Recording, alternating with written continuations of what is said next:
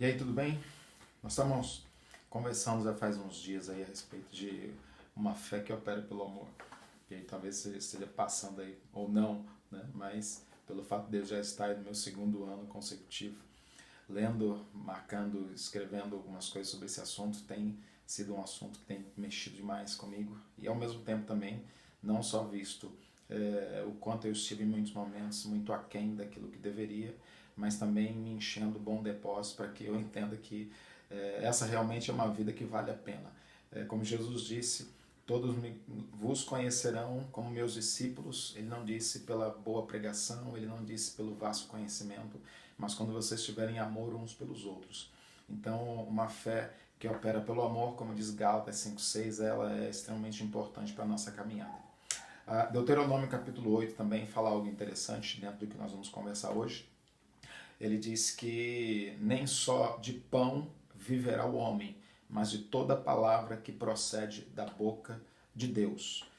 O Salmo 119 também fala que para os nossos pés o que é lâmpada é a palavra e ela também é luz para o nosso caminho.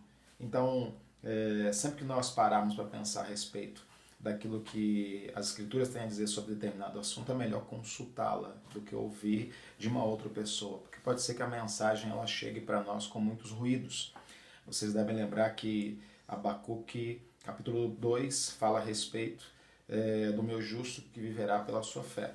Mas também o livro de Hebreus diz que nós temos que ter cuidado com pessoas amarguradas, porque elas são contaminadas, elas estão em perturbação, de fato, e elas contaminam a muitas outras pessoas. E na maioria das vezes são pessoas que precisam também de luz, porque geralmente elas nem perceberam em que momento aquela raiz de amargura brotou. Pode ser provavelmente por ter dado ouvido a alguma coisa num tempo indevido, e aí as coisas começaram a se processar de forma equivocada.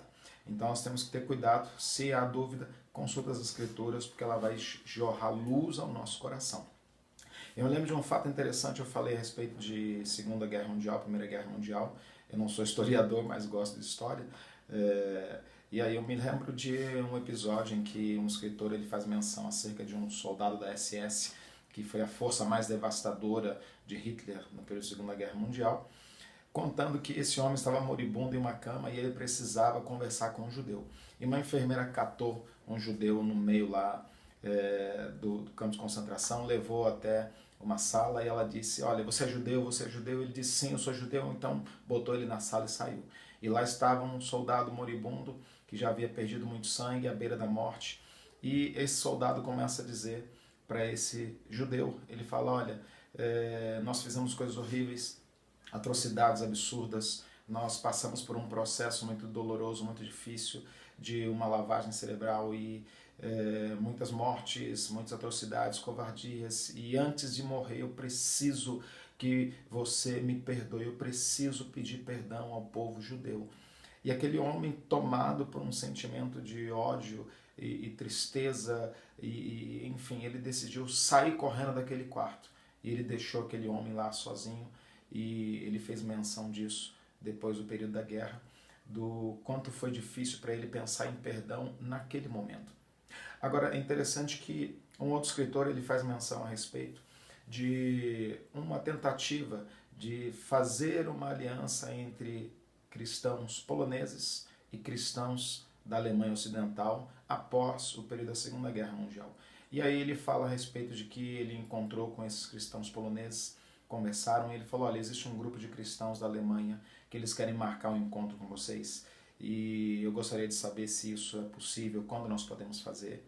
E aqueles cristãos poloneses ficaram pensativos, começaram a discutir sobre toda a atrocidade, sobre toda a violência e os campos de concentrações. Eles disseram assim, olha, é impossível nós perdoarmos por tudo aquilo que aconteceu.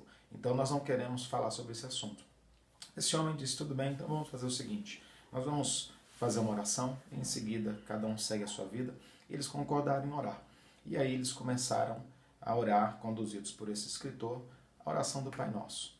Quando eles chegaram naquele trecho, quando ele diz, né, Pai, perdoai as nossas ofensas, assim como nós perdoamos aqueles que nos têm ofendido, os cristãos poloneses decidiram parar a oração.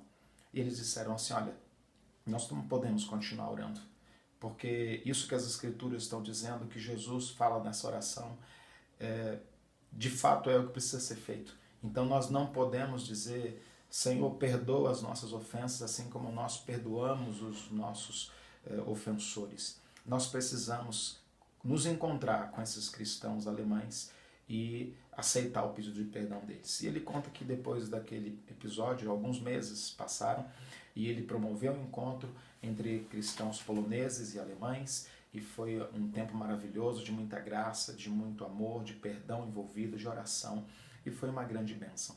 Eu posso encerrar esse momento aqui falando exatamente acerca desse episódio. Todas as vezes em que essas mentiras de Satanás chegarem por meio de uma sugestão ou por meio de alguém amargurado, vá para as Escrituras. E quando você abrir as Escrituras, ouvir o que elas têm a dizer acerca do assunto, eu tenho certeza que o Salmo 119, lâmpada para os meus pés e luz para o meu caminho, a tua palavra, vai prevalecer. Da mesma maneira que Deuteronômio capítulo 8, não só de pão viverá o homem, mas de toda palavra que procede da boca de Deus, disto o homem viverá.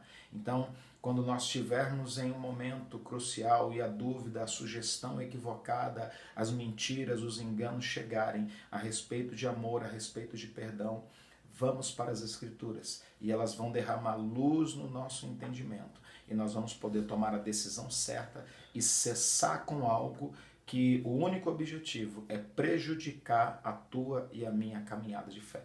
Então, pensa sobre isso e aí nós voltamos a conversar um pouco mais em outro momento. Obrigado, até mais.